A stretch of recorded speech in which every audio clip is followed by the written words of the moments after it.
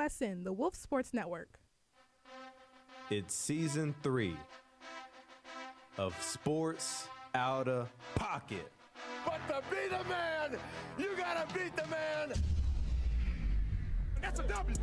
How many people want to eat a W tonight? We bring you the craziest controversies. We got Tyreek Hill, who's fined $7,000 for not wearing socks. That is the dumbest fine I've ever seen in my life, dude. Fire me up. And I have to go at this Braves offense for not doing a thing in October for the second year in a row. And the return of twin picks. That's not even in discussion. I think what you should do is shut up and let the judges speak. Interviews you don't want to miss. This is the Philly sports guy, and you're listening to Sports Outta Pocket. This is former MLB All-Star Justin Masterson. Sports Outta Pocket is back and better than ever. Let's go!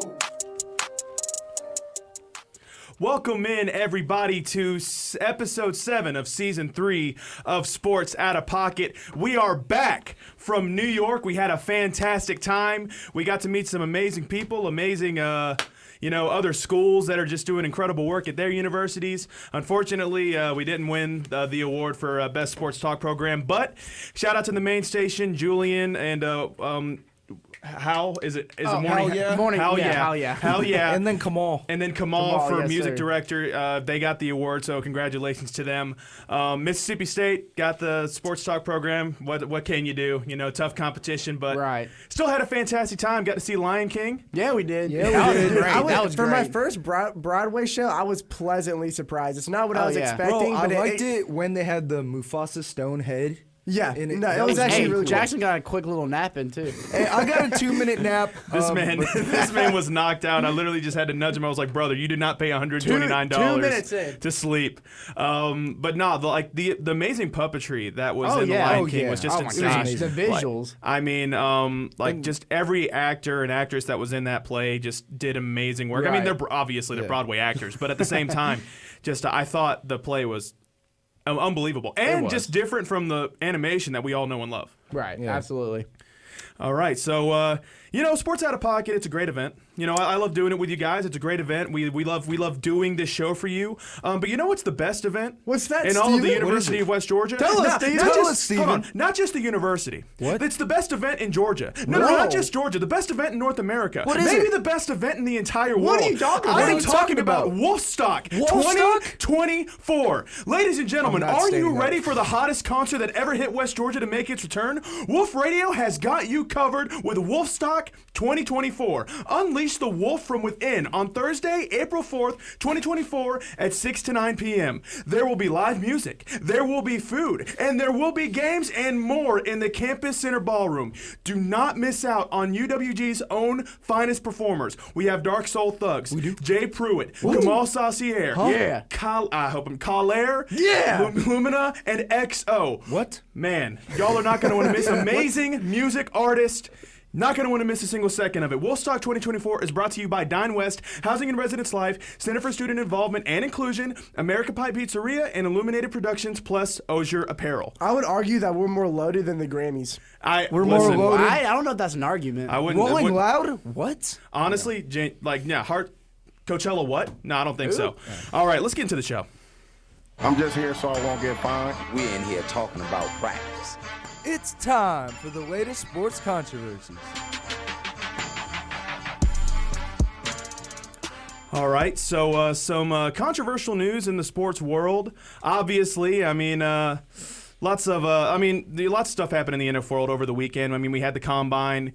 There's news about where quarterbacks are going to be heading. Russell Wilson got dropped from the Broncos. But with all that being said, what's going on in the news right now? So first off, I want to give a special shout out to William Patterson University. Our man Daniel Karp, we connected with him and his team back during our New York trip, and he has a show every Tuesday from 4 to 5 called Afternoon Sports on their radio station, Brave New Radio. He was kind enough to shout out our show on his show yesterday, so wanted to return the favor. But controversy, I'm going to stand up for this. I'm very passionate about this, and I'm very outraged.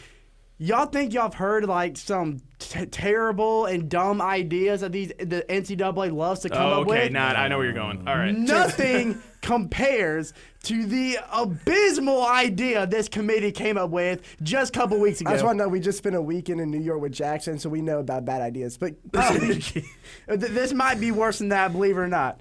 All right. So a couple weeks ago, the committee got together and they were like, this 12-team format's going to be great. But you know what would be better?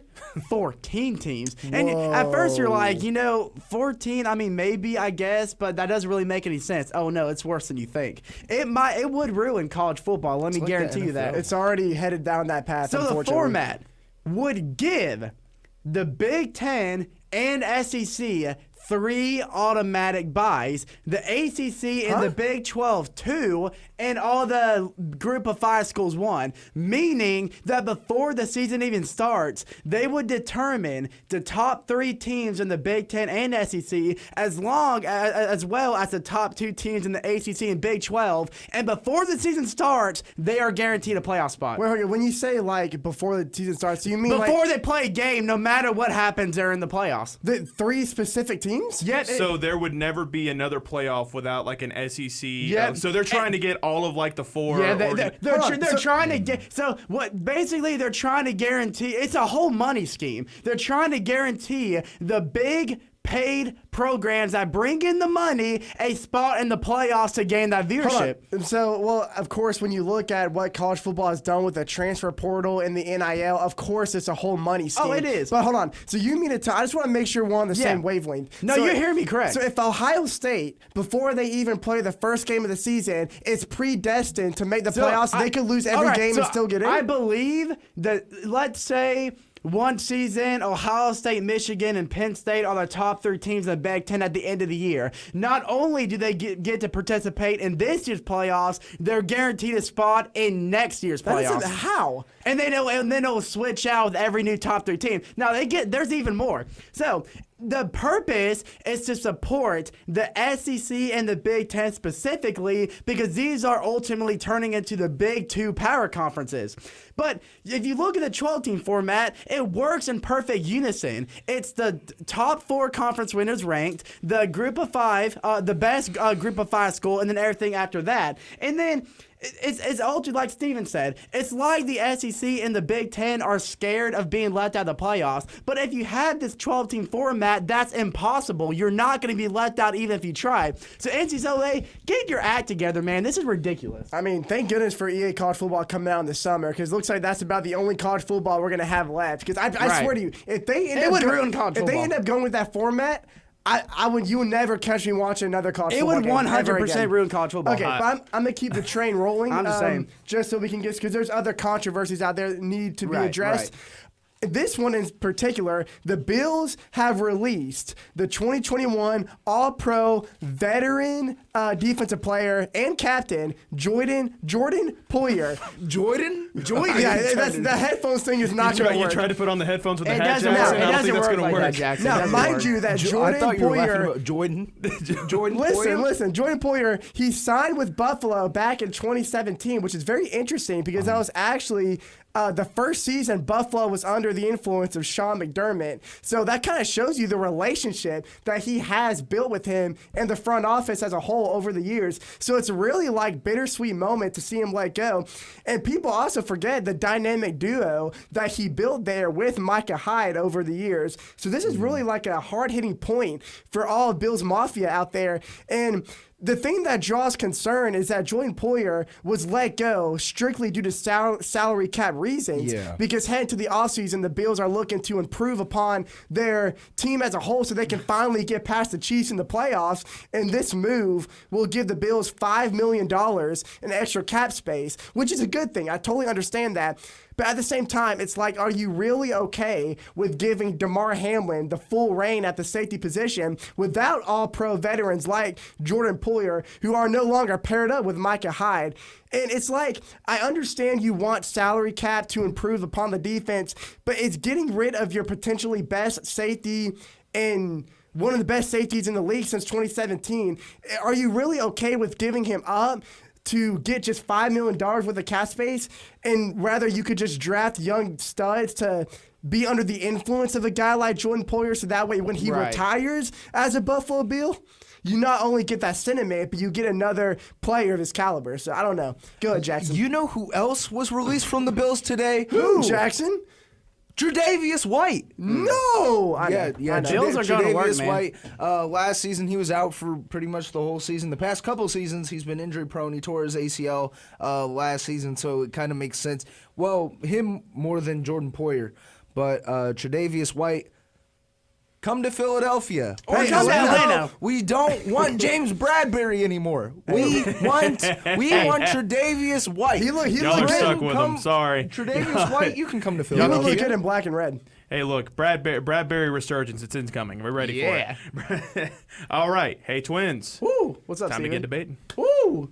Two brothers. Same birthday.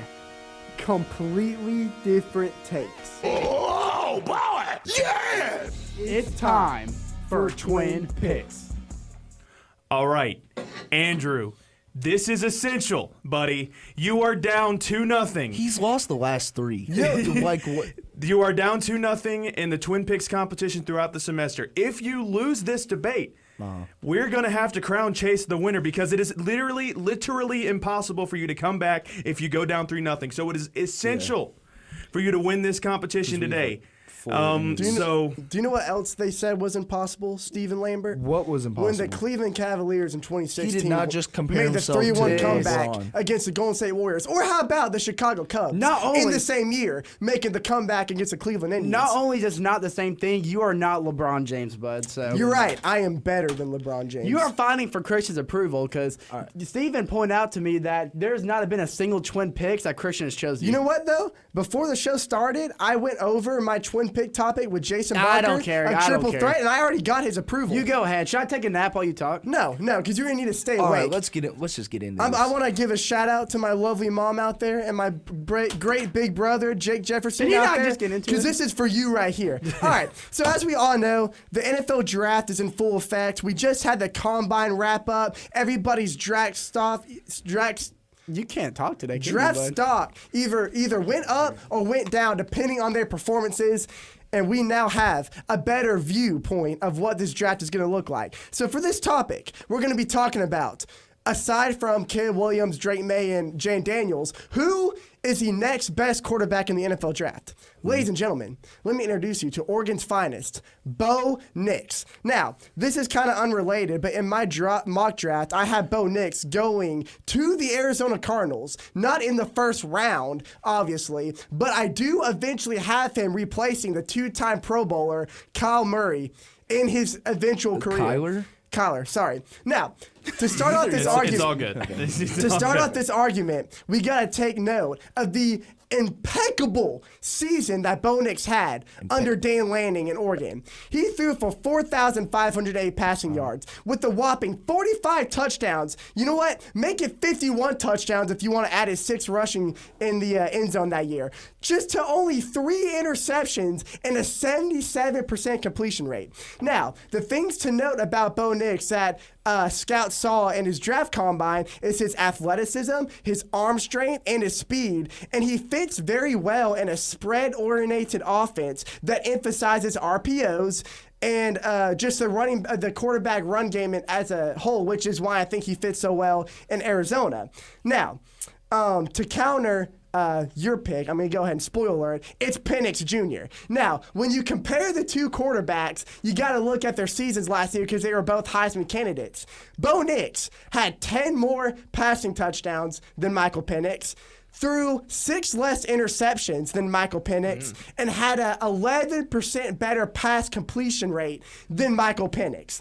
And the thing about Michael Penix that scouts saw not only in college, but a little bit in the draft combine that draw concern was his inconsistency in footwork and his mechanics, especially when he's forced outside the pocket, which is something that NFL defenses are going to key in when they play against Penix Jr. And now, listen, I'm not even going to let me go and jump into this because this is one of the biggest concerns when it comes to Penix Jr. His injuries. Let's not act like his injuries are not a thing. because not only does he have an ACL tear to recover from and a sprained ankle, you got to remember that these resulted in season-ending injuries for Penix Jr. back when he was in Indiana. This is something that you got to take note of because we saw in the national championship game against Michigan, he didn't fully recover.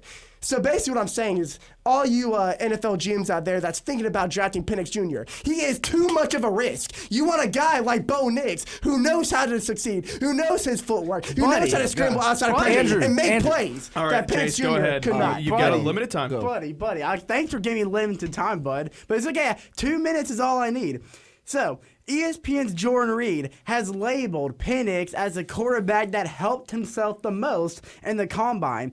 He has big hands. That's important because all you all your cold weather teams out there can pick up on Penix, because that cold weather won't affect his zip. And you know what? He's going somewhere cold. I'm just saying it opens up his draft options. But what he can fix through experience is what you dogged on him for outside the pocket. This is something that can be worked on easily with experience along with decision making. His decision making will get better. But his deep ball, it was better than anyone else in college football last year and in the combine. And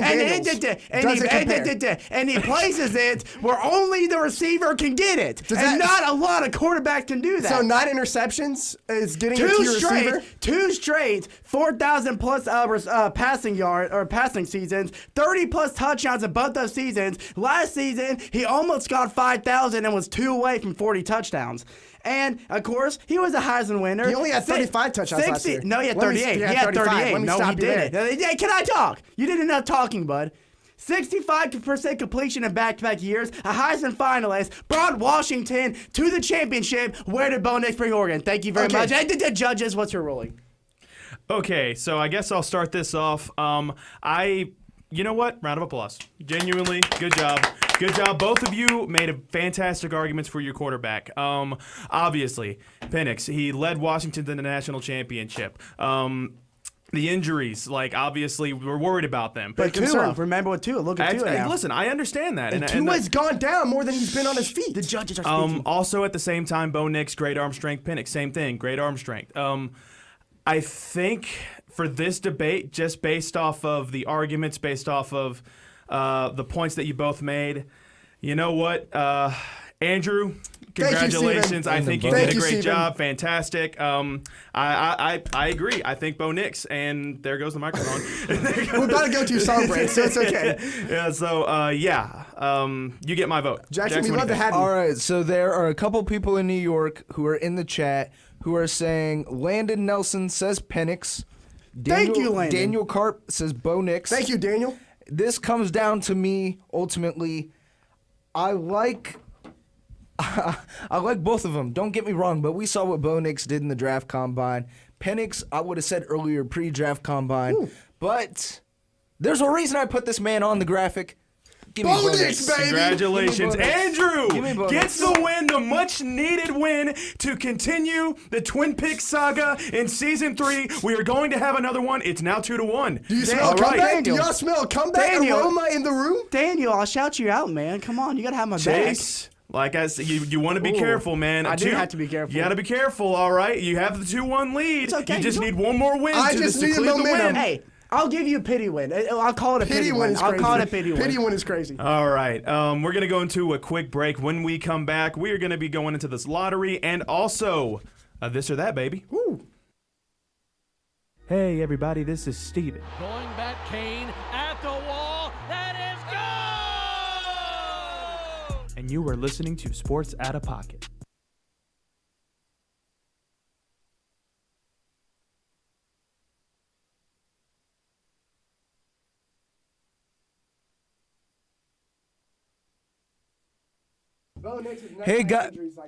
Hey guys, while we're on break, make sure to go to wolfsportsnetwork.com, our radio link, if y'all want to listen to some music before we start our next segment. Make sure to go do that, like and subscribe to this YouTube channel, and make sure to follow us on Instagram.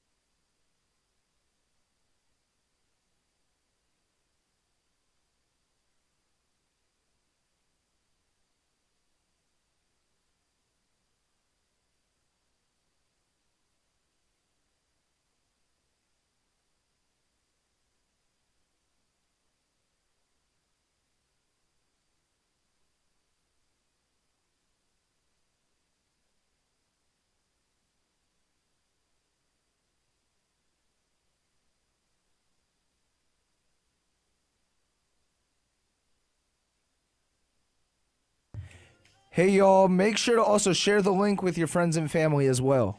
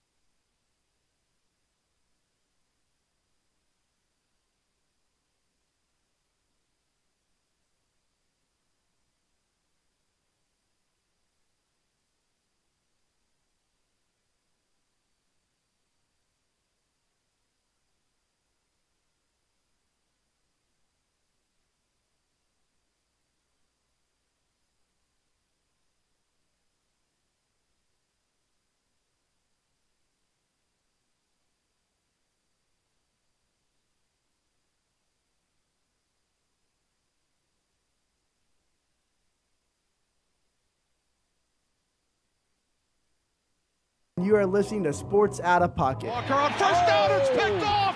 What a play! Only on the Wolf Sports Network.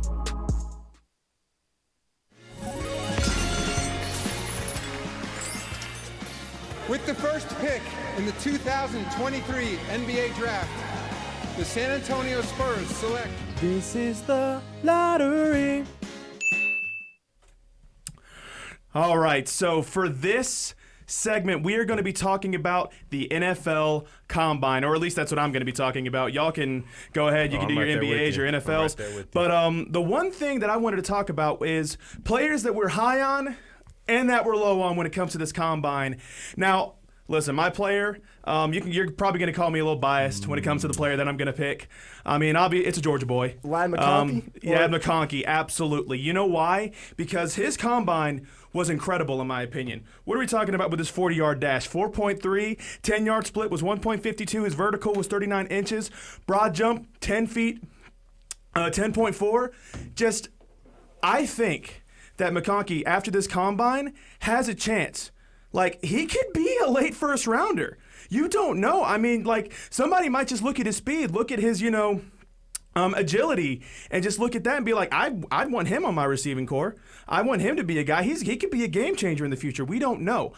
And that's just for me also. Look, I've watched him for 3 years in a Georgia Bulldog uniform. Like, he's a game changer. He really is. He, defensive safeties are scared of the man because the man just, he's so fast and he's tough to keep up with when it comes to guarding him. And, I look at him and I think that he's going to be a game changer in the NFL. I mean, the latest I think he's going to go in this draft after this Combine is early second round. Okay. I just want to say real quick before we move on, and you're absolutely right about safeties and corners being scared of him for good reason. And the most impressive thing that I saw from him didn't even come from the draft combine. It actually came from the Senior Bowl that happened a few weeks prior. Well, we're talking about a defense built up of college seniors who have been in that atmosphere for at least 4 seasons, and not even they could keep up with his speed and his route running. I mean, his cuts are so I don't even know how to put into words. It's just you watch him run his routes. It's like for some guy that, I feel like who's been flown under the radar all of his career, he runs routes better than Marvin Harrelson Jr. And I'm not throwing shade at him, but if you compare the two route running, it's clear. I mean, Ladd, nobody can keep up with him, and that's just facts. That's a guy that any NFL quarterback's going to want on their team. The one other thing that I just feel that's great about Ladd is that at the end of the day, he is a team player. Yeah. He's not going to be a guy that's just he's like, hey, I'm going to go with a team that's for me. I don't care about anybody else. I want to,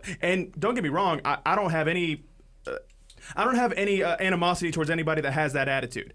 But Ladd McConkey, he has that team mentality of just listen, whatever I got to do to help the team to get to the point to where we can hold a Super Bowl trophy, that's what I need to do.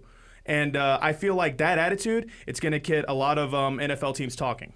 Oh, yeah, I definitely agree. I got two that I'm high on. One's obvious. I think everyone's high on him, so I'm not going to go into detail. Xavier Worthy. Obviously. Just 4.2 speed. I'll let one of you guys go into great Faster than detail on Usain that. Bolt. But someone else I'm really high on is Chop Robinson. I'm not going to lie. He blew up as a DN, and I got the stats here. He ran a 4.48, and he is one of 5 defensive linemen that weigh over 250 to run that time or less since 2003. Now, being a defensive end, having that speed and explosiveness and agility to be able to get out, especially going up against left tackles, offensive guards, and tight ends and fullbacks chipping on you, you've got to be able to snake your way in, go over, in and out, everything. It's crazy. And to have that speed and agility and strength, it's really important. Can we also just talk about real quick before, Andrew, you get into yours? Can we just talk about how horrible the running back class is for the draft this year?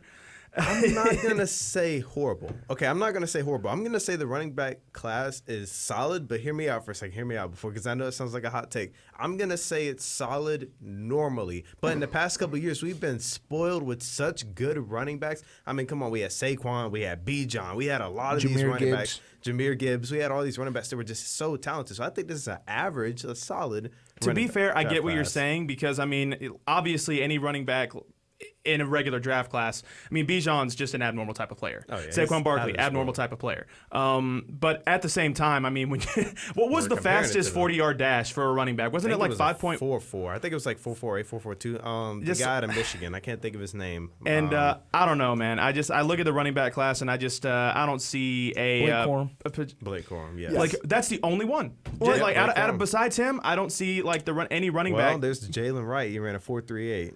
Not bad. Just throwing it out there. Well, and my brother Chase over here is signaling me to mention this guy's name because it's important to know that Trey Benson, Florida State's running back this previous season, has actually had a really, really good draft combine, and I would expect him to be a second-round pick. And I know you are talking about running backs being, sort of average this year, but if you really look at the whole aspect of the NFL, there's not really a team who's in desperate need of a running back. Except for Green Bay. Well, Green Bay, but I mean, A.J. Dillon. Aaron Jones started looking A.J. at the end of the year. is actually not going to return this year. Okay, well, I was going to say if they were to stay healthy, then Green Bay wouldn't be an issue. And I feel like even Aaron Jones. Aaron Jones had a great playoff. I was going to say. You play like that during the season, you're fine at the running back. Especially the game against You just Dallas. need a backup RB. I know we're going to finish this out, the lottery with the people that we're high on. I just would love to know what you guys, what pick you want your team to go after, if there's somebody that you want your team to go after. But before I say a pick I want my team to go after, I want to give you, I know we always talk about the highs in the lottery. I want to talk about the lows. Okay. Another Penn State guy, cornerback Kalen King. Obviously, he had a great sophomore season back in 2022, but this past season, it was just not as good, and there was a lot of pre-hype before the season that he was going to be like a teens pick, like a 20s pick, like in the first round. But he ran like a 4.62 as a cornerback for a 40-yard dash. Yikes. And the fact that he's like 5'11", 191 also does not help him as well. Yeah. Kalen King, I really wanted him to come to the Eagles preseason. I'm just not so sure about that. He's going to have to be one that's like Jamal Adams. So he's going to have to go down and play the rover and play kind of the middle of the field. And at 191, you're going to have to bulk up. What's your 40, Jackson? Boy. What I don't know. Jackson, my 40's 10 seconds. I'm walking on. It's like, by the time I hit the 20, I'm sitting there. Jackson's 40. I don't know. I'm just saying the 40 is slower for. And I understand, especially as a cornerback, you'd expect better result. But I'm going to shift our focus real quick. We have been talking about the draft combine a lot. I'm going to focus on the NBA because because my Hawks are their typical Atlanta mediocre self. My attention is kind of drawn toward elsewhere. I'm a big Damian Lillard fan. Let's talk about the Milwaukee Bucks, man. Losing 7 of their last 10 games headed into All-Star break. People were concerned, especially letting Griffin go of the head coaching position and getting Doc Rivers, which is already controversial in itself. People were a little skeptical, like maybe Giannis and Dame are not going to work out like we thought they would. But now, ever since the All-Star break, they are a remarkable 7-0 right now. I believe they are standing 3rd in the Eastern Conference, 2nd, 3rd, somewhere up there. I can't remember. Below the Celtics. I think the Celtics are going to be they're going to make a deep playoff run. But at the same time, here's why people are worried about Doc Rivers. it's not about regular season success. It's playoff success that But- Doc Rivers always gets slack for. Can't we argue that Griffin also lacked playoff success before they let him go? So why would you relieve a guy who couldn't win in the playoffs to bring in somebody who literally has a reputation of failing in the postseason? Like he always gets to the one thing about Doc is he'll get to the championship or the semi, but he can never get to the finals. You know what? Now that I think about it, I'm sorry, this is shifting again. You're good. So we talked about the Bills earlier, right? Now I just thought about this. Does that mean that they're going to trade up in the draft? Because we were just talking about draft. Do you think that means that they're going to trade up and take somebody really early in the draft? What are we talking about? The Bills. The Bills. They got rid of their whole secondary. Listen, that's the reason that they got rid of it's because they want to open up cap space. If they don't do anything with that money, if they don't go into free agency and at least get somebody else to get to that position, trading up top 10. They're going to go high up and they're going to get a defensive guy to replace him, obviously. But I don't know, man. If they go into that top 10, who do they trade with? Out of everybody in that top 10 that has a top 10 pick. You know, I could see it being Chicago because they have two top 10 number 9 picks. pick? Yes, they could take the number 9 pick and they could go after a cornerback and get the best cornerback in the draft. So I mean, the Bills could wait if this guy does fall to them. Quinion Mitchell out of Toledo. Well, he had a pretty good draft combine. Shifting away from the draft, but still about the Bills. If they really want to release, Jordan Poyer strictly because of cap reasons, and they don't re-sign Micah Hyde like people are thinking of, do you think they could potentially, in the realm, go after a guy like Jamal Adams or Budda Baker, who may be old in age? Also, there's Ladarius Sneed. Well, no, he was franchise tag. He is? I didn't know that. That stinks. I was hoping the Falcons were going to go after him. Dude, no. Jesse Bates and don't get me started. Hey, you know who the Bills can have? James Bradbury. Oh, man. Yeah. Anybody can have so him. much news. I haven't been able to keep up with it all. There's That a lot stinks. going on in Buffalo, man. That stinks. Oh man, that was one of my targets, to help that secondary out. Him, like you said, him and Jesse Bates. Oh you guys my got a draft goodness. though? You got a cornerback your eye for the Falcons?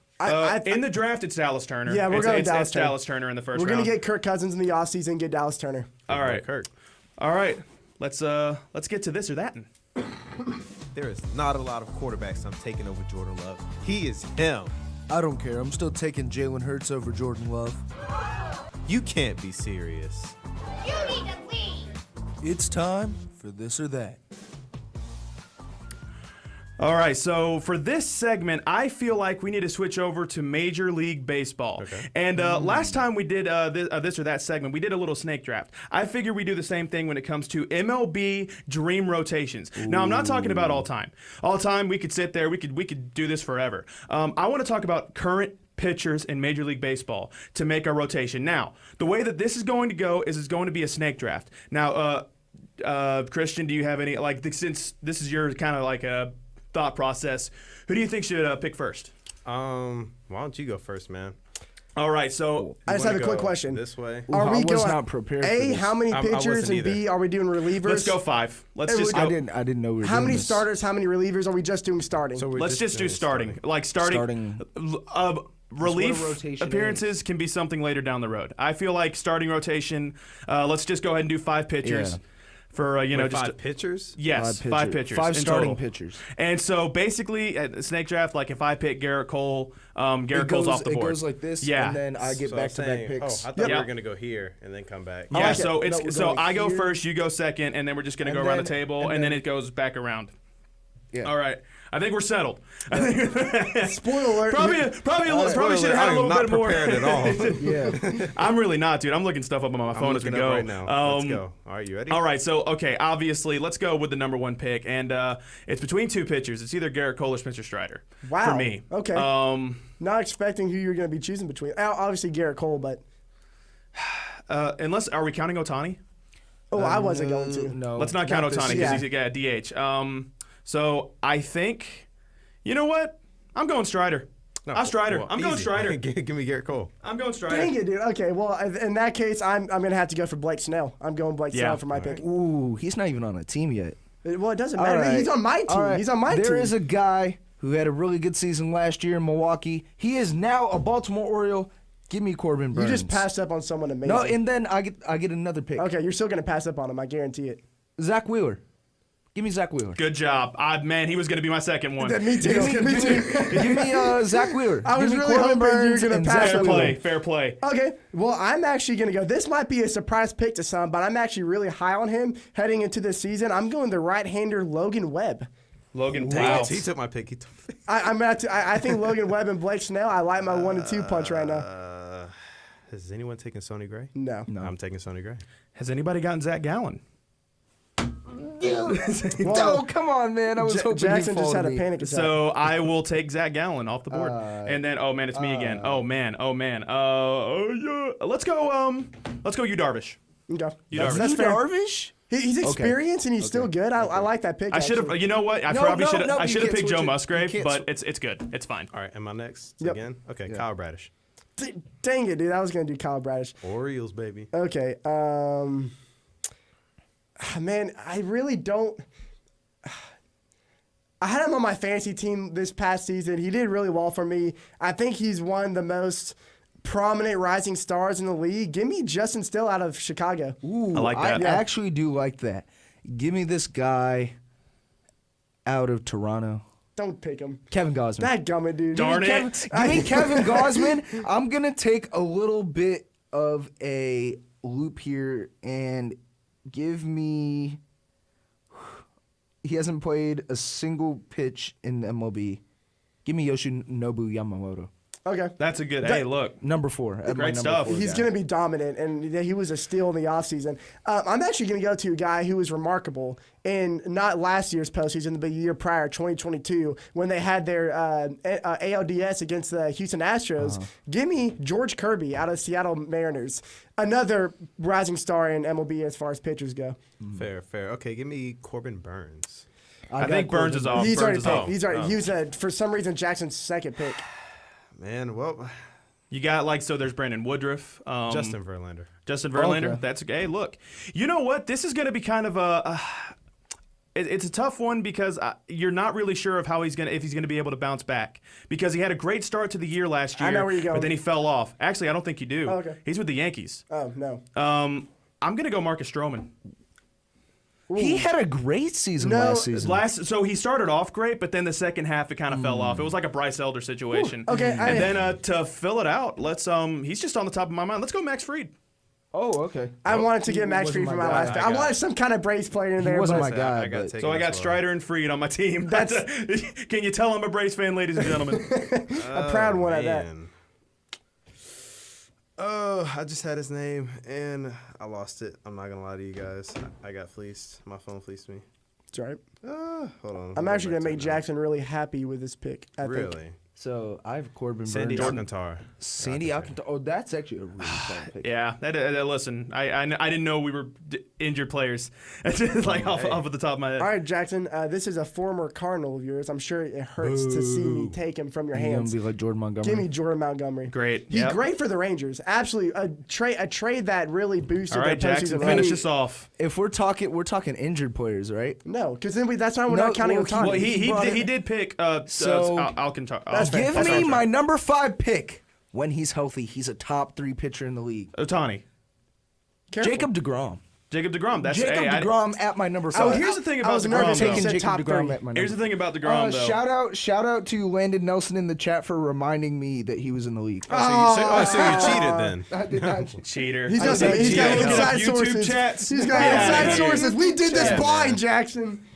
All right, so let's just remind everybody what all of our rotations are. All 5? And let YouTube decide. Just real quick. I mean, my rotation is Strider, Spencer Strider, Zach Gallen, Yu Darvish, Marcus Stroman, and Max Fried. All right. That's solid. I think it's a solid rotation. Solid. I have Garrett Cole, Sonny Gray, Kyle Bradish, Justin Verlander, and Sandy Alcantara, whatever you want to call it. I have Blake Snell.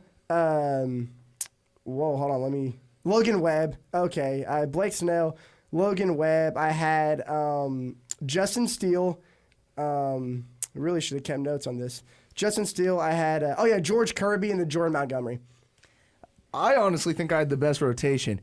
Yoshinobu Yamamoto, Zach Wheeler, DeGrom, Corbin Burns, and Gausman. Honestly, if it was not DeGrom, I was going to go Aaron Nola. Hey, everyone in the chat, vote who you think had the best rotation. Honestly, Jackson's is very solid. If you need to know how to spell my name, it's ANDREW. Dude, having a Zach Wheeler. They said Landon in the chat said they forgot about rising star out of Cincinnati, Hunter Green. Yeah. I like my picks better. I would have done 5 pitchers above him, but it's hey, look, no disrespect. No disrespect at all. I don't know, like YouTube chat, y'all just keep on see who had the best rotation. Who had the best rotation out of everybody. We'll post this on Instagram later. Yeah, with that rotation. With our rotations. With that rotation. That's a good idea. All right, but you know what? Like we have a lot of picks. We have a lot of we have a lot of fun picking about who what pitchers we can have in our draft. But you know what? You need to pick as far as a concert you need to be going to, as an event you need to be going to. How about Wolfstock 2024 at West Georgia? Wolfstock, baby. Are you ready? Let's go. Ladies and gentlemen, are you ready for the hottest concert that ever hit West Georgia to make its return? Wolf Radio has got you covered with Wolfstock 2024. Unleash the wolf from within on Thursday, April 4th, 2024. At 6 to 9 p.m., there will be live music, food, games, and more in the Campus Center Ballroom. Don't miss out on UWG's own finest performers, Dark Soul Thug, Jay Pruitt, Kamal Sassier, Caller, Lumina, and XO. Really? Come on, what name a better lineup than that? Wolfstock, baby. Wolfstock 2024 is brought to you by Dine West, Housing and Residence Life, Center for Student Involvement and Inclusion, American Pie Pizzeria, and Illuminated Productions, plus Osier Apparel. All right, so we're going to go into a quick break. When we come back, we got to get fired up about how bad the Atlanta Hawks are. Woo!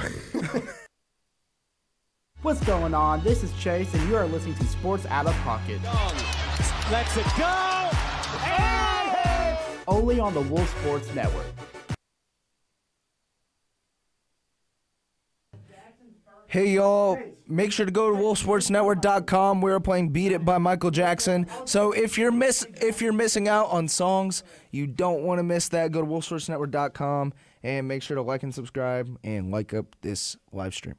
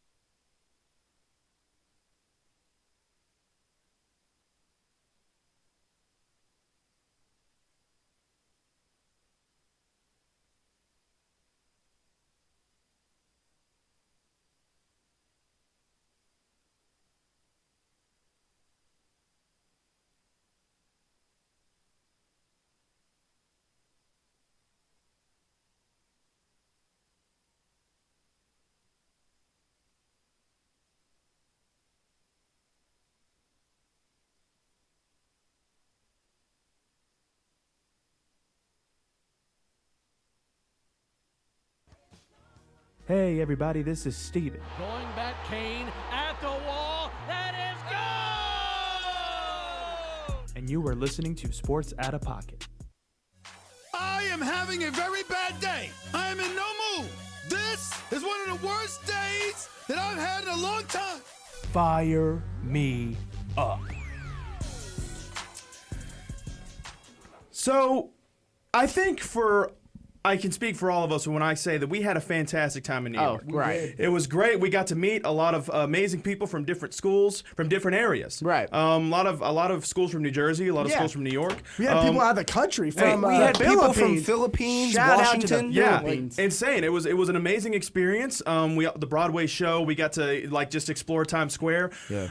But one thing I could have lived without is heading our way to Barclays Center and playing against the Nets team that we probably should have beat, and not only lose, but to get blown out. We lost 124 to 97. For people that can't do math, that's almost 30 points.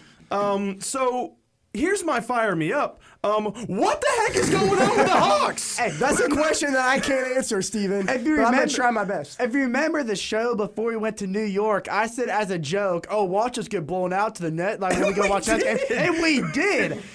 Cam Johnson. Who knew Cam Johnson could shoot He like dropped that? like 30-something. And he And did- Dennis Schroeder dropped like... Dennis Schroeder. What the heck? Since when has he ever played like Where that? was this in Atlanta? Is there something wrong with the air quality in Canada? Because I swear he was not dropping 25 in Toronto. I mean, look, Dennis Schroeder was a fine player in Atlanta, but he was not shooting beyond the arc like that. And Atlanta, dear sweet Atlanta. You know what's funny about the season? My expectations were high, and my postseason predictions, I had the Hawks finishing a top 6 seed, and let me tell you why.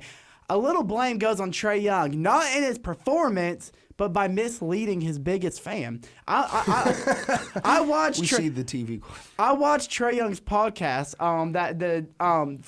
from the point that he started, and on his second episode, he talked about his expectations on his podcast, and he goes, "Oh, I can't wait to work with Quinn Snyder this year. He knows exactly how to rotate our team. We've been working. Me and Murray been working with him. He's gonna make us a dynamic duo. Watch out for the Hawks. We're gonna make a deep postseason run this year." Dadgummit, Trae Young, where's this postseason run?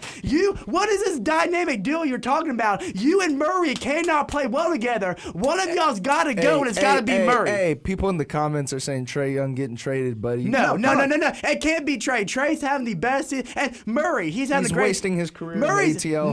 No. He needs the right team around him. It's evident that him and Murray are not the great pairing that we thought because they're similar players and they both want the ball. Someone's got to be the leader, and they're both fighting Let me for tell it. you who's a better dynamic duo than Trae Young and DeJounte Murray. Tell me who. Out of all respect for DeJounte Murray, I want to see Trae Young and Jalen Johnson build the foundation in Atlanta. And let me tell you why. Because when Trae Young went down with this wrist surgery and everyone was like, "Oh no, the season's coming to an end," and then we're like, "Hold up, we defeat the who do we beat before the Utah Jazz?" Magic. The Magic. We beat the Magic, held them to 99 points. We beat the Yeah. Jazz, held them to 97 points. And people are like, hold up. Maybe Trae Young was the problem after all. Then we go to Brooklyn, New York. By the way, don't ever wear a Trae Young jersey to a Nets game or you're going to get the fingers like you've never seen Oh, them we before. knew that. I just did anyway. But here's the thing, though. It.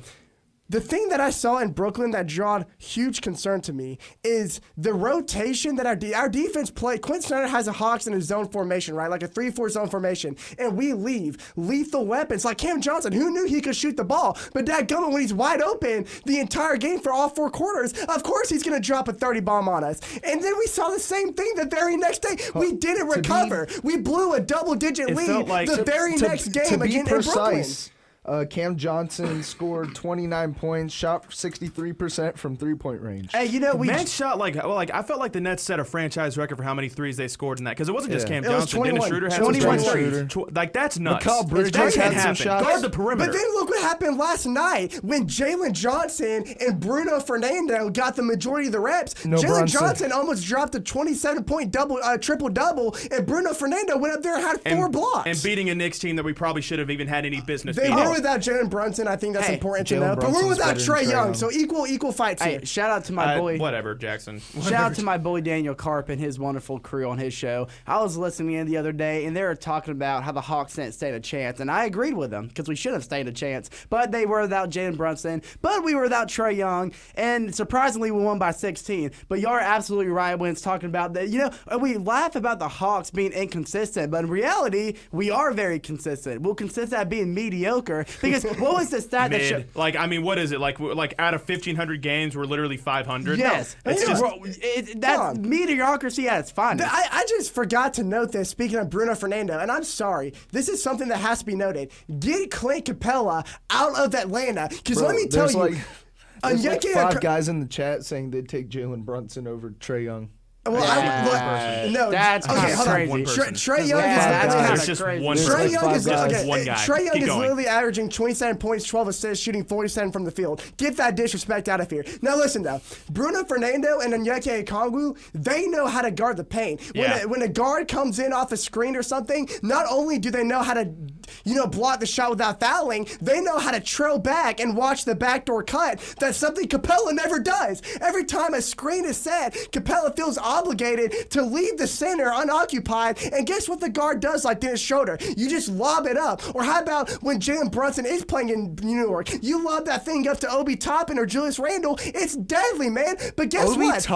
He's in Detroit. Oh, that's right. That's right. He's in the Pacers now. That's right. He is. Wait, no. He's been with the Pacers for like the past 2 seasons. I was thinking back to Jacob Toppin. I was thinking back to the playoff series against New York a few years ago because that was a big issue. But that's why the New Yorkers hate Trae Young, by the way. It's 2021, baby. But my thing is, though, when you see Bruno Fernando and Onyeka Okongwu play defense in the paint so well, it's like, what is Clint Capella doing? Aside from getting rebounds, he's useless. And no disrespect, but he's not in his Rockets form anymore. It's something that, and cap space is a problem, I'm going to tell you right now, it starts off with building up the bench in the offseason when it comes to the Hawks. We can sit here and you can get star player, it doesn't matter. Unless you have a good bench, there's no hope for your team. You can't win a team with 7 players. You've got to have a good rotation. You have to have depth with your team if you're going to be successful in the NBA. That's why the Suns are where they are right now. They have no bench depth. So we got to have a quick stop right here because, Jason Barker and Mr. Is it Jackson Schrader are covering UWG softball right after this, so stick around for that. You're not going to want to miss a single second of that, man. Jason Barker covering a softball game. Y'all going to want to tune in. Y'all got to tune in. And stay tuned for next week's episode. We have a special interview with Josh Martinez from iHeartMedia Z100. Shout out to him if he's still watching or listening. He is someone that we connected with and one of the panels at New York, by the way. He's a really awesome guy. Gave us incredible insight. We literally have 7 pages worth of notes. Also, stay tuned next week because we are going to be talking about March Madness. It's coming up soon. We're going to build our brackets. What's going to happen? It's going to be a crazy March Madness this month. Baby. Hey. What a time. So make sure y'all are tuning in next week. We are the same time, same day, Wednesdays at 5. We will see you all next week. See ya. Let's go.